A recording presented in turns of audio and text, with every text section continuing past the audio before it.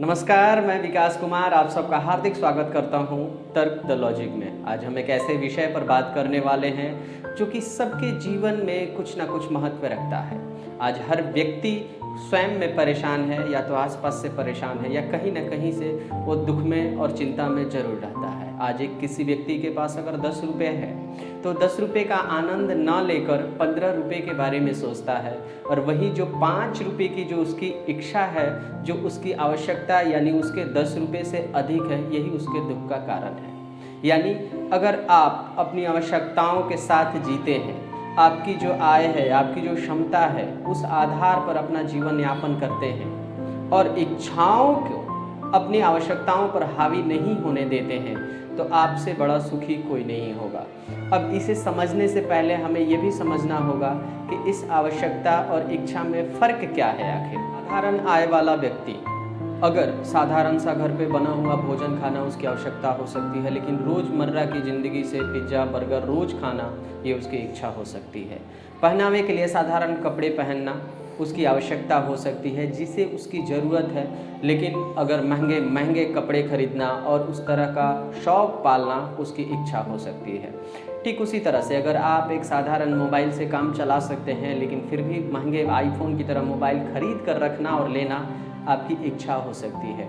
तो आपकी इच्छा और आपकी आवश्यकता, इन्हीं दोनों में अगर आप फ़र्क समझ लीजिएगा तो आप जो अपने लिए दुख का उत्पादन कर रहे हैं, दुख की जो उत्पत्ति हो रही है वो कम हो जाएगी और आप अपने जीवन में सुखी रहना सीख जाएंगे। खुश रहने और अपनी इच्छाओं और अपनी आवश्यकताओं में संतुलन बनाने के लिए मैं आपको ये बात गणितीय तरीके से समझाना चाहूँगा।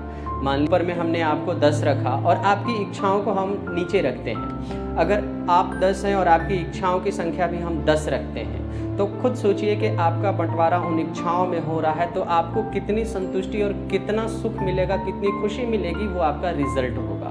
तो अगर 10 को 10 से विभाजित करेंगे तो 1 रिजल्ट आता है, यानी आपकी खुशी की मात्रा 1 है।